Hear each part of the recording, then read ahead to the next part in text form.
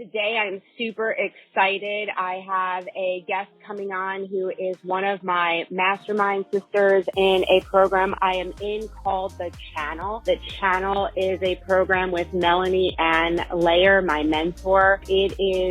Has been such an incredible experience so far.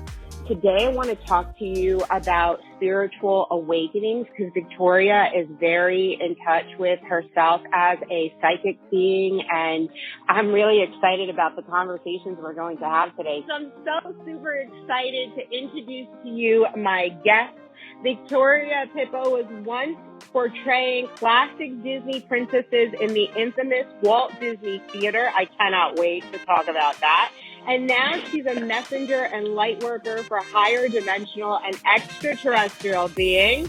Her mission involves contributing to the shift in human evolution by channeling information, providing energy healing through her psychic adeptness, and taking on intimate clients who are ready to upgrade their vibration through energetic support. Please help me welcome Victoria Pippo to the show. Thank you. What a welcome.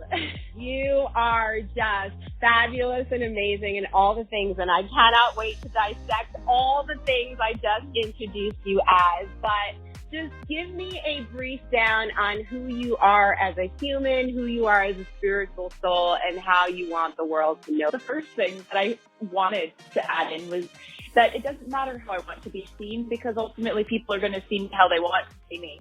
So even in that small, brief little excerpt about who I am, there's going to be multiple different perspectives about how people think that I am, who they think I am. And so I guess the best part is that I'm just an open conduit for the light. I am who people want me to be based on who they believe themselves to be. But through and through, I identify as a channel and a messenger and a deliverer of information to assist the shift in human history. Oh my God, I love you. This is why I love you, because you're just so full of depth. Nothing just is. It's just, you have such an openness about you to really help people to think. The first thing that I want to ask you about is the whole Disney experience, because that must have been an interesting experience. I've been a performer ever since I was 7 years old. So as a child, I was placed into performing competitions, singing competitions. So I had been competing as a professional singer before I even knew what a belief system was. But I had adopted all these belief systems about being a musical theater performer, hitting the big apple, hitting the big stage in New York City, and being a Broadway star. That was the only goal for me. That was the only thing that there was. I was very identified with this storyline of being a performer. And I booked my first job out of college, actually, was to portray Elsa for Disney Cruise Line in their Walt Disney Theater. So I spent 9 months singing arguably probably one of the most challenging songs in musical theater history, sang Let It Go for 9 months, and then I was offered another contract to portray Mary Poppins on their cruise ship. So I had a nice little dance with the cruise line company for 2 years, but it wasn't until my last contract where I portrayed Mary Poppins where my spiritual awakening started, and I realized that I enjoyed portraying characters, but that I really felt like there was more, and that I was almost beyond the portrayal of other people, that my own message mattered, and that stepping up into the next level of my mission was going to be asked of me. That is so cool. I'm curious to know, because I know that you're very awake in what's happening in the world, and because we are on Freedomizer Radio, everybody loves conspiracy talk here, but obviously Disney is very involved in, or it is alleged that Disney is very involved in pedophilia and all child trafficking and all that kind of stuff. When you were working from the inside, were you seeing any of that kind of stuff? Was there any kind of talk of that stuff happening? I think what's interesting about that company specifically is that it's such a facade that nobody talks about what's really going on. And I think that's an intentional metaphor. They put on these characters and these characters as an attempt to almost blindside us from what may actually be happening. I learned about phallic symbols in the Disney movies not that long after my spiritual awakening, and it was heartbreaking to learn that there were phallic symbols all inside of the Disney movies. And in that moment, it was like, have I been lied to? What actually is the foundation of this company? And through that, I think there are so many other things that unplugged me from that company that I simply just, I can't know about. And if I did know about it, I think it would only just confirm why I unplugged myself from that company. Yeah, totally, 100%.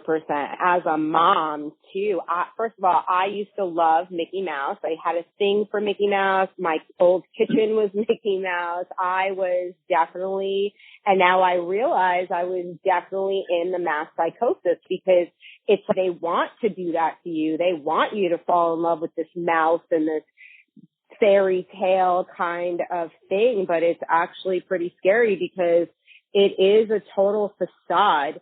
So you have the spiritual awakening, you're singing on the cruise line. So what happens next? In between shows, you'd find me in my cabin meditating. So I would constantly use my time to meditate in my own quaint quarters of my cabin, or you'd find me actually communicating with different crew members that felt like they needed to work on the ship, of course, because they live in different places all over the globe that maybe can't support them financially in the same way as the ship does.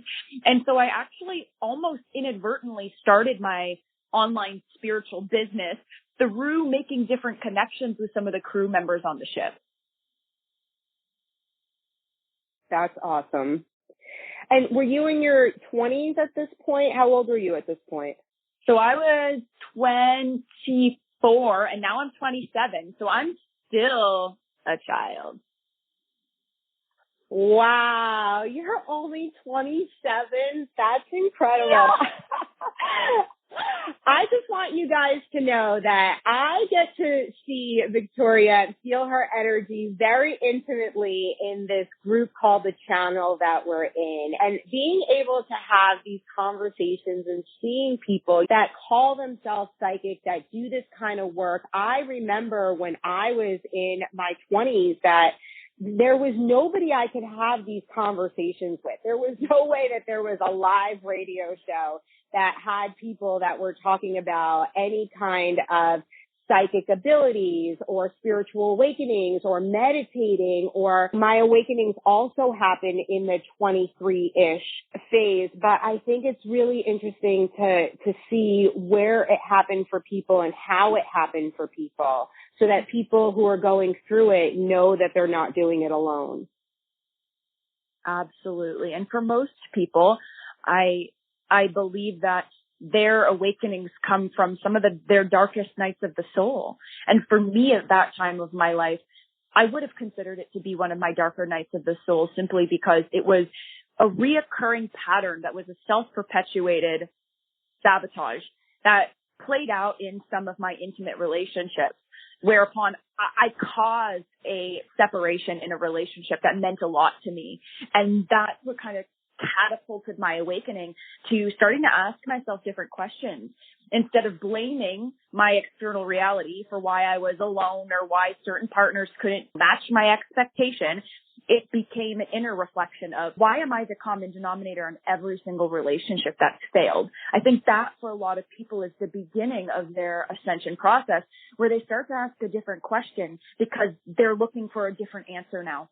Yeah, I love that. I think it was the same thing for me. I must have started asking myself a different question because things just weren't going the way that I wanted them to go. And the biggest awareness for me was really realizing that I didn't have the things that I desired because I didn't even know what I desired. I was looking at other people with jealousy and envy, but it was like I didn't even ask the universe for those things.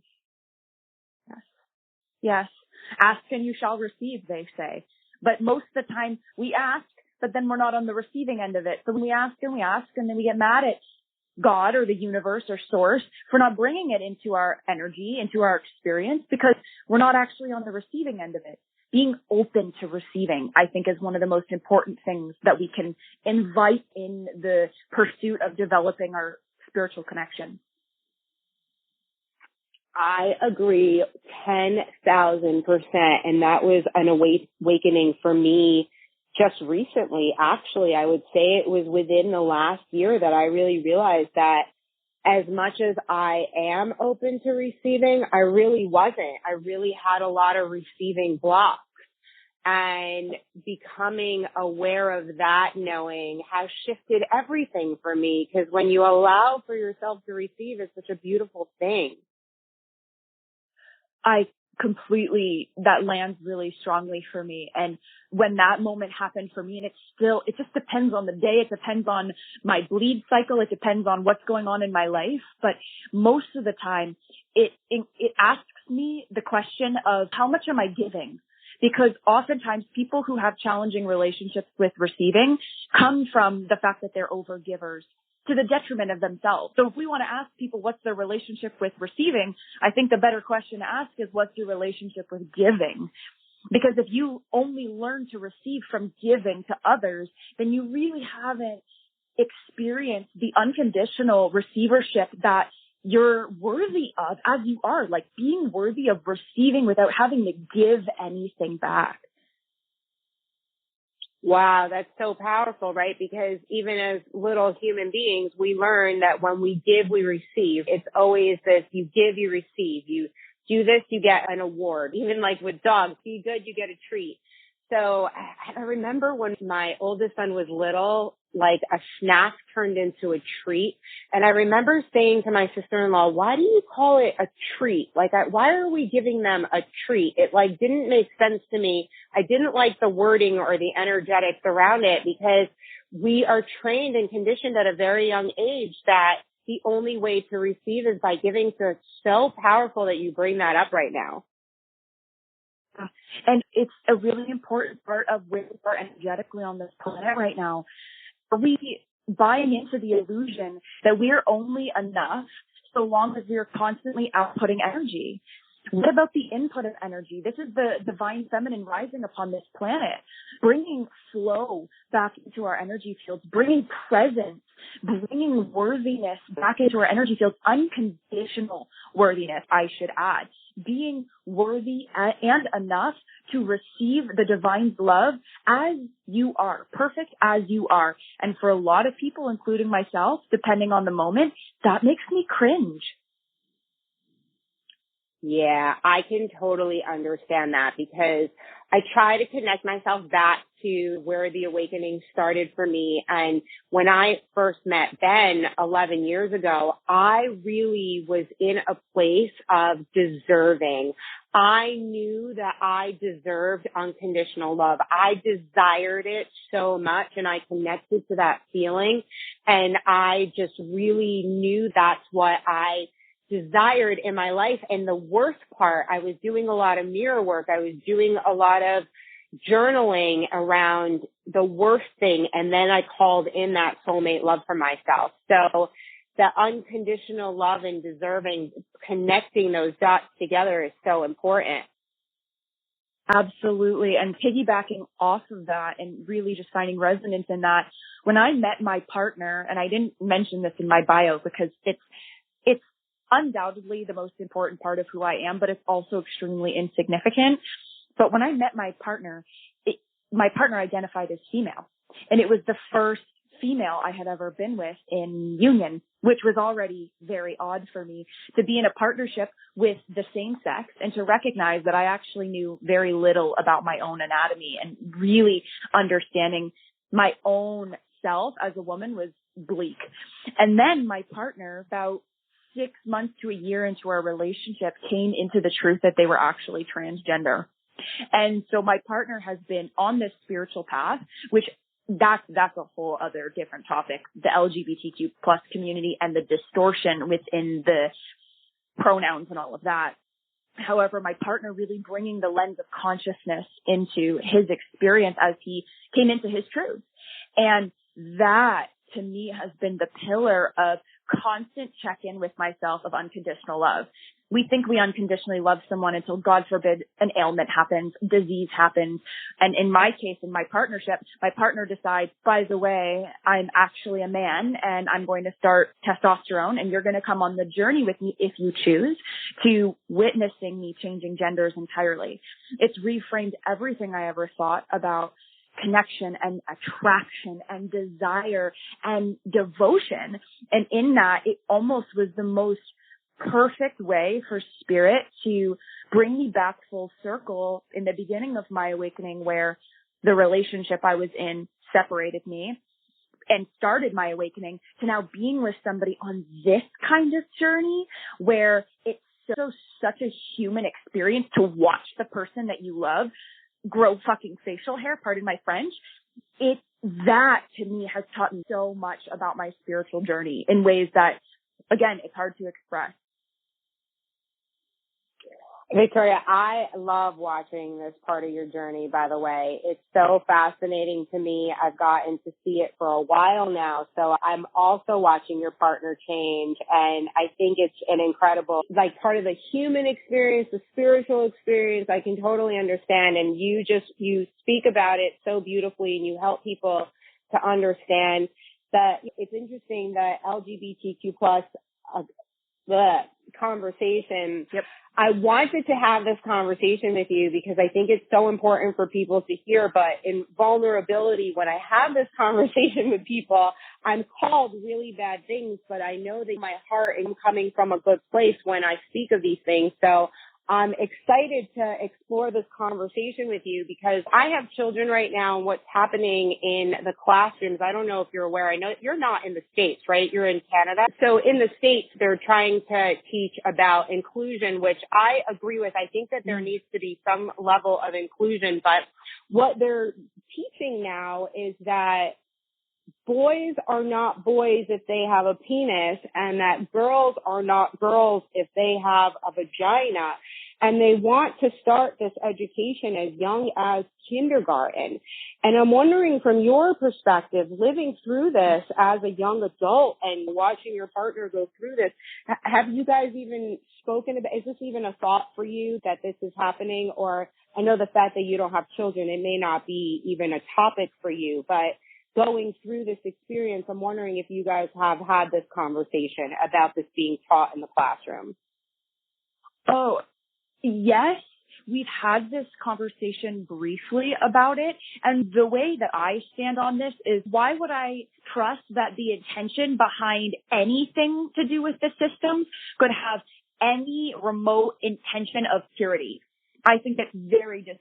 I think that's an important conversation to have. Like, who's the one that's facilitating the curriculum being taught? That's more important than what's actually being said. Because the way I stand on this is, I think the most important conversation we should be having with young individuals is reminding them that they're souls, and that their souls are inherently genderless, and they get to decide the trajectory of who they want to be, as opposed to creating this distortion of, if you're a biological man, then you have a penis, and if you don't, then you're this. It's like really pulling back what the true essence is of what's important, which is that we are souls, and the soul has no gender. We have a physical body that biologically tells us loosely what gender we are supposed to be. And that doesn't ultimately hold the same weight as, well, we are but souls having a human experience. So my partner gets a lot of heat at times because my partner is sovereignly choosing to change his gender. He's made it abundantly clear that if he did not take testosterone to change his physical appearance, it would make zero difference about the fact that he is a man. And you hold this conversation up to people who say, I need testosterone. How dare you invest testosterone when other people around the globe need it? And the way we see need, that's coming from lack. That person is already not whole. The difference in my relationship is that my partner is already a whole individual and understands that they are a man with or without facial hair, top surgery, bottom surgery. None of it changes the foundation of who he knows himself to be. So that's a challenging conversation because most people who are approaching this conversation are not whole. They're not whole. They are not divine. They are not connected to their divine self. So they're approaching it from, I need testosterone in order to get to some external reality that's going to make me feel like my internal reality. My partner, however, is I'm a soul having a human experience who is already whole with or without hormones. And I believe that is the approach, the most liberated approach one can take. Because if, God forbid, something were to happen where Hayden was no longer able to receive testosterone and he would slowly start to produce eggs and et cetera, wouldn't hold weight to him in the same way that it would a lot of people who started it because they weren't whole to begin with. That's so interesting, and that's so powerful. And see, that's exactly what I'm talking about. Like having this conversation with you and then having this conversation with someone who's trying to educate our children. It's like, it's black and white. It's not even the same conversation because I fully understand it the way that you're explaining it. And it's not the way that it's being explained to our children. And that's what's so infuriating and frustrating for me is that we are all having our own human experiences here and we are supposed to be allowed to do that. And the influence and the brainwash that's happening to us is really scary. And I wish that there was more people who could speak to sovereignty and being whole in yourself. But how do we teach that in the classroom when their focus is on passing tests and doing things like black and white? Like, this is the way it's got to be by the book. And who chooses that book? That's, I believe, the more important question. Who's choosing this book? Because if you ask most people, including myself, who went through the entire education system, went to college, I have a Bachelor of Music. If I look back on those years, I cannot confidently say that I gathered life skills. I learned all of my life skills when I was living real life. Why are we not teaching people how to be sovereign? Why are we not teaching them how to balance their mindset? Why are we not teaching children young that they create their reality? If you think a positive thought, it creates your reality. Or if you feel something, it's okay to feel it. Why are we intentionally distorting the field so that people are confused as heck about who they truly are? Because if we were to awaken, if all of us were to awaken about the power that we have and who we truly are, we wouldn't need these systems. We wouldn't need anything. We'd all be living outside of the matrix. But because of the fact that this is programmed to teach us, you save all your money and then you retire and then you start to live, we're completely enslaved by this system that is founded upon keeping us in amnesia and asleep to how powerful we truly are. I just love the fact that you've awakened so much at your young age. My awakening started that young, but the whole education awakening only happened for me during COVID. I really woke up to the fact that why am I sending my kids to this public school where I have no idea what they're teaching my kids all day long, and they're teaching them math in the stupidest way possible, and they're making them feel like they're stupid and they can't accomplish things. And then I really started to put myself in my oldest shoes because I hated school when I was younger. And then you are told that you're supposed to go to college. You have to take these loans in order to pay for this college. And then you get out and you get a job that doesn't even afford you the money to pay off the loans. So then you're stuck in the system paying for the loans for the rest of your life. And I think that happened during COVID when they started giving out all of the P and the SBA loans here in the States. The government started giving out loans. And it made me realize, oh my God, this is what they're doing. They're trying to entrap us again. So maybe we've paid off our education debt, but now they're trying to entrap us with another loan so that they can get interest off of us for the rest of our lives. They literally want us to spend our life preparing to die. And then when we die is the only time that we actually live. the foundation of what they're doing. They're making us wait to live our lives because they're lying to us about who we truly are. The fact that we could unplug ourselves at any time. So then when we're on our deathbed, we look back at our life and say, that was okay, maybe next time. And then we come back again and do it all over again. So the entire system is founded upon future fulfillment that never quite ends up happening. And the biggest lesson of the last 2 years for me has been living in the now, like making the most out of this moment and this energy and everything in the now. I've had such great success over the last 10 years of my life, but I didn't even get to enjoy it in the moment because I was too busy chasing that next thing, that next moment, that end point. What is the end point? There is no end point. It's the journey and the living in the now in this moment. We're here to experience life as the infinite creator incarnate. So we're here to be source, create space for source, the universe, to move through us. And the truth is, there will never be an end because we are infinite. Infinity doesn't have an end. If you look at the infinity symbol, where is the end of infinity? There is no infinity. So we're constantly trying to outrun by rushing to a future, and then the cycle begins, and the cycle begins, and the cycle begins. We think we get to an end, and just the infinity symbol, the end is the beginning. So the only way to actually unplug from this reality is to plug into presence, because when you're present, you're not in the future, and you're not in the past. So you're creating the future from the present moment as opposed to bringing the past with you. Yes. Yes, yes, yes. I love the way you just explained that. People need to go back and listen to that on replay. That was so good. It's so true though, right? Constantly in commute to get somewhere else because we're running from a past that no longer exists, that only exists in the fabrication of our mind that we play out in the present. So we constantly are in this space of neither here nor there. And the only place to be truly liberated is right here.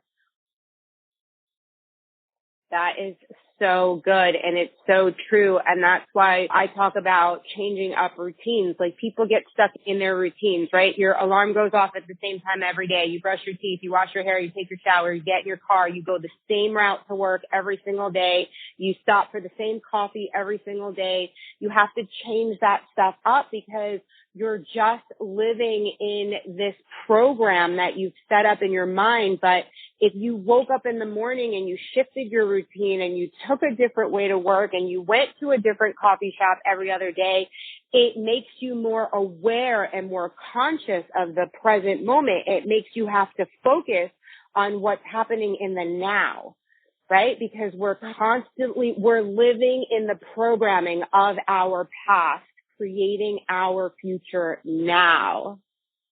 Yes, ma'am. And so when you unplug yourself from that moment and say, let's say, oh, I have two options for coffee. I could go to that local shop at Starbucks, and I often go to Starbucks. Maybe I'll go to that local place. Then you'll see if you're really sovereign, because what ends up happening for most people is, oh my goodness, there's a line of 20 people. What if I'm late? What if I don't get to work on time? What if, which is all attached to time. So now you really see that you're actually completely inflexible, and that in and of itself is an opportunity for expansion, because you should be able to pivot and be malleable with life, because the only thing that's constant is change. Summer isn't, oh my gosh, I wish it was spring. Or winter isn't, oh my goodness, if I have to go through one more tree, I'm going to lose my mind. Let's just get to the flower buds. It's in its season as it is, and it accepts the flow of change as it is. But we are so rigid and so stuck in this mental enslavement that the moment that you say, instead of Starbucks, I'm going to go to the local coffee shop, you'll see right there just how enslaved you truly are.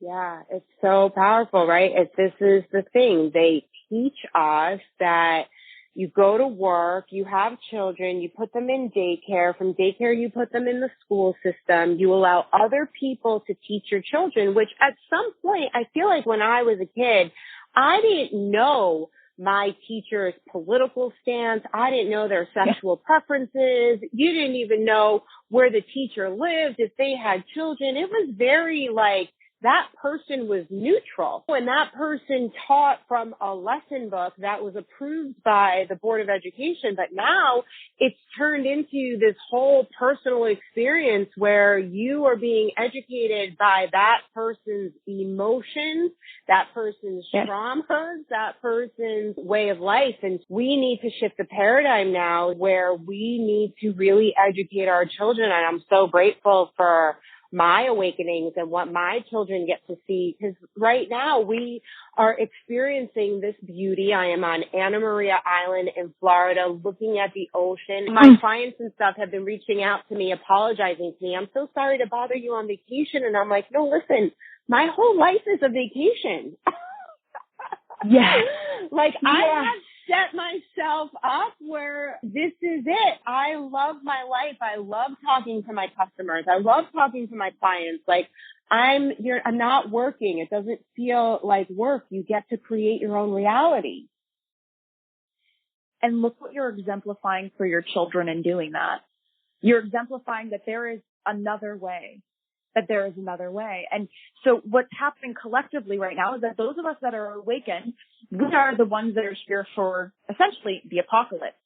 We are here for the destruction. We are here for the demolition of the age of Pisces, age of Aquarius. It'll take a lifetime for this to fully shift into a new age and a new paradigm. But we're the ones that are here to demolish everything. So some of the oldest and bravest souls are here right now because we've lived through ancient Lemuria, Atlantean times. We've lived through multiple different wars. We've done this. That's why we're like, yeah, I'll opt into the COVID. Yes, please. Yeah, that sounds like a lot of fun. Let's do it. So we came on Earth knowing that there was going to be this charade that was going to play out. And the people who are incarnating right now, they're some of the most high vibrational extraterrestrial beings to be able to seed the planet with these higher frequencies, to encode the planet with the frequencies after we're gone. So we're here for the death, and then the newly incarnate are here for the rebirth, which is why the systems are trying to plant all of these seeds of fear and enslavement and entrapment inside of the school system because they understand that these children right now are actually the future. What we're doing is we're demolishing the past. We're clearing out the systems. We're saying, this doesn't work. This needs to change. This isn't going to fly. So that the newly incarnate individuals who are coming on the planet, they're here to create the new earth. So if you think about it that way, that we're here for the destruction and they're here for the rebuild, of course these systems are going to try to kind of implement these distorted thoughts into these children so that they don't awaken. But if we're awakened and we're over here saying, in your case, to your children, like this is a possible reality, you're carrying your children outside of the matrix. You're actually helping plant the new earth. I hope that makes sense. Yeah, for me, that made sense. I don't know if it's making sense for the people who are listening, but for me, it totally lands and I totally get it. I totally understand why I brought all boys into this world at this point. For a long time, I had a really hard time with the fact that I didn't have a daughter, but I'm starting to understand the reasoning behind that. I now understand why I have mothered so many children. I do feel like it's part of my mission to change the paradigm, to break down these things. I do have one child who's still in the school system because I have a different father for that child. But he is open and so awake right now. And it's just so incredible because this kid came home 2 years ago with a mask on and was wearing a mask at home. And it was like really interesting to watch his awakening because he came out of a liberal school system. And so he was scared and he was brainwashed. And here I'm like, no, you don't understand. This is what mommy has been fighting for because we've been in the medical freedom movement for so long that aside from knowing now that I have psychic abilities that I knew already, I just knew by the pattern of what I was living through But I want to touch upon that because you openly call yourself a psychic, which I love. I am just tapping into that, I don't want to say label, but how did you know? What is your psychic gift and how did you know that you had this gift?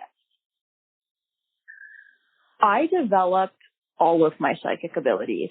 So I am clairvoyant, clairsentient, clairaudient, claircognizant, if you know what those mean. If not, that's okay. Essentially, I can pick up a bunch of different ways to communicate with spirit. But it started for me with clairsentience. And so clairsentience is essentially the ability to be able to feel spirit. I was living on my cruise ship, sitting in my meditation spot, and I'd start to feel this like cool breeze on my face. And I couldn't understand where it was coming from because it's all recycled air on the ship and there's no air filtration system. So it didn't really make any sense. So then I thought, okay, maybe I'll just move my meditation spot and I'll go try it in another place in my room. Same breeze. I'm feeling it right now. And so I'm like, okay, that's weird. But I keep trying to place myself in different places around my room because, of course, the logical mind, what is going on? My meditations were getting deeper. I felt a stronger connection. I was starting to see visualizations. I didn't really know what it meant yet. I was just a student. And then one day in meditation practice, I was finally like asked out loud, what is this? What is coming this breeze? What is this? And this voice came through my right ear and it said, I am your grandfather. I have been here all of your life and I am your spirit guide. And I have never met my grandfather before. But in that moment, this huge whiff of like campfire smoke just flew through my entire face. It was the most miraculous thing. I was like, okay, something is going on here. So I ran upstairs and I called my mother because my mother's father passed quite young. I never met my grandfather. And I said, did I ever tell you that I talked to Grandpa? And my mom said, you would always say that Grandpa's here when I was a really small child. And I said, did I ever tell you that Grandpa lived on a certain side of my body or that I was speaking to him and he was somewhere? My mom said, you always said he lived on the left side of your body, that he was always sitting on your left shoulder. And that was probably the first aha moment for me. And then coupled with that, my mother said that she would go camping with my grandfather all of her life. They had an RV and they would take the RV and head over to Florida and they would always have campfires. So in that moment, those two abilities were the beginning of me really starting to question and also inquire. Big part of growing your spiritual abilities, your psychic gifts particularly, is inquiry. Inquiring about more than to receiving and then trusting what's coming through.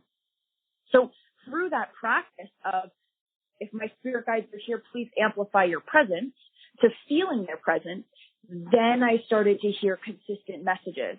Then I started to see things and draw things and, oh my gosh, is that an extraterrestrial being I just drew? And what is that? Oh, they're from Andromeda. What the heck is that, Google? Oh my gosh, there's a planet called Andromeda and there are these green beings and oh my, that's how my process was, through inquiry, through non-judgment, through curiosity. And since then, I've been able to develop all of my psychic abilities. I don't play in mediumship just simply because I personally find it a little misaligned for me to step into that realm with the spirit world. I like my boundaries. However, through this, I have a beautiful connection with different extraterrestrial beings, archangels, higher dimensional beings, and my guides. Wow, that's amazing. In listening to you speak, you just awoken things in me because I just recently have owned the fact that I am clairaudient. I do hear voices. For years, I joked around. Like, people would be like, when I was an acupuncturist, how do you know what to needle? And I'd be like, I hear voices in my head. And that really was. Leave a room, and sometimes I would hear, go back and do this. And I didn't really realize what it was. But again, over the last 2 years in doing shadow work and really digging deep, I really started to know and understand that the voices come very clearly for me. But in listening to you speak right now, the feeling, I've had that too. And I just didn't even realize or know it until this moment. So that's really cool. And I love teaching people about this because we all have psychic abilities and people really don't know that, or it freaks them out to know it. And I just love the fact that I'm able to have this conversation with you so freely and so normal, because when I was your age, there was no way. Like if I tried to have this conversation with someone, they would have thought that I was nuts. In the world that we live in with the women that we get to spend our time in, this is like a normal kind of conversation. So I want people listening to really know that if you hear things, you feel things, you dream things, like it's all normal, and that this is something that you can tap into and you can develop if you choose to. Absolutely. You can try to ignore it too, but I don't think that's going to work for you for too long. And I think we all have the same desire to understand why we're here. Why are we here? What is the purpose of being here? What is my purpose for being here? And in my own unique experience, the only way that I was able to find that missing piece was through inviting in my relationship with Spirit. Spirit was the only way to navigate this mortal existence. Wait, I come on this earth, I live 100 years, and then I die? Where do I go? What's the point? What? That's a short life. What's the point of being here? And through the awakening and the remembering of Spirit, it was the only thing that actually filled that gap for me. And I think for a lot of people, we spend our lives, people passing on, feeling upset with God that it wasn't their right time, that they should have had more. And when you bridge that gap, you remember that everything is perfect as it is. And so just a little story about the fact that my grandmother, who is still living, is quite old and is very close to transitioning. And that's my grandfather's partner. And so I'll bring my grandfather through in my meditation, and then I'll bring my grandmother through my third eye, and we will spend time together. And my grandmother and my grandfather, they'll take me through different moments of their life together. So I'll be able to watch them live their lives together in union. They'll talk to me about how close my grandmother is to transitioning on this planet. And my grandfather will give me advice on how to navigate my grandmother passing.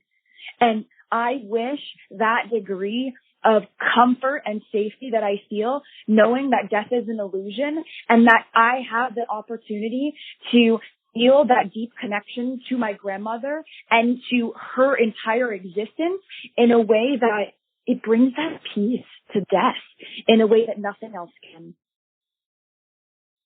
Oh, I love that. That's so amazing, because people, they think of psychic abilities and they think that it's weird, or they're scared by it, or they put like such a negative connotation on it. But the way that you just explained it made it feel so good. And I have to tell you, before you came on the show, I was saying that in my gratitude work, I've shifted my gratitude over the last couple of years, where I wake up every morning and I thank God, universe, the angels, the ancestors, anyone who's here with me. And I say thank you. I say thank you for my bed, my sheets, like whatever comes out. And I used to be really cranky in the morning, and now it has shifted my whole day. It's like they wake me up before my alarm goes off to have that minute with them.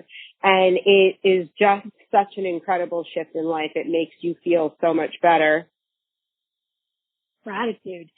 Being grateful for being here, being grateful for having another day, taking not a single moment of this precious life for granted, because this is the funnest planet to be on. We get to live in a world where we are a paradox. Really, we are life and death at the same time. We are constantly experiencing both metaphoric and literal life and death at the same time. And there's something really beautiful about that. And this is one of the only that we have this ego. We've got this mind that I don't want to wake up early in the morning, or 5 more minutes, or I don't want to go to the gym, or Spirit's not real because you can't see it. It's I only believe what I can see. And that contrast is actually the reason why we come here, because it is so much fun to play this game of life. Because when you touch Spirit and you feel Spirit in your life, you're like, boom, I had a jackpot, because I brought myself to this level of trust in something that I cannot see. And the more that you start to trust what you can't see, the more trust you have in what you can't see than what you can see. And that's a level of empowerment that I wish everybody could have.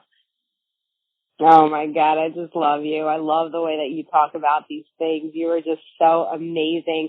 We are running out of time. Before we run out of time, I want to talk about your business. I read a post the other day, maybe it was yesterday. You had started your business in the midst of 2020 and you have brought 6 figures. I am so proud of you. You are so amazing. Tell us what you do in your work. I love you for this. Thank you so much for gifting me the space to be able to talk a little bit about what I do. So in the same way that I communicate with higher dimensional or extraterrestrial beings, I can actually bring forward your soul in my meditation practices. And I can see in my meditation practices all your ailments, all of your physical blockages in your chakras, all of the stories that are impeding you becoming your higher self, and consider me like an energetic surgeon. So what I do is I open you up and I tweak and I fix and your entire life changed. I've helped people through suicidal depression. I've helped people leave their matrix job in like less than 1 week. Decades of programming gone like that in a week. I help people come back to their true selves. And I do that from the comfort of my own meditation. So I invoke souls here existing on this planet and I clear and cleanse what is no longer serving them so that they can actually align with their higher selves.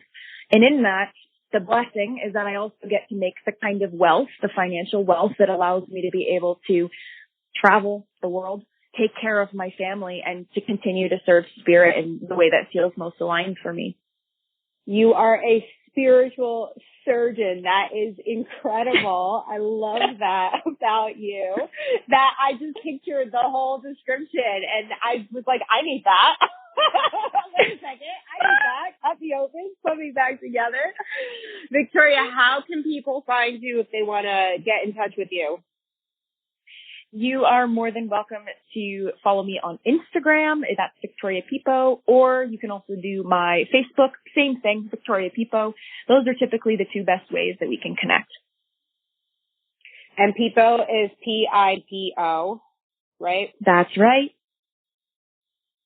Awesome. Yep. Victoria, this was so amazing. I loved spending this time with you today. I just knew that I would have 1,000 things to talk to you about. We would run out of time.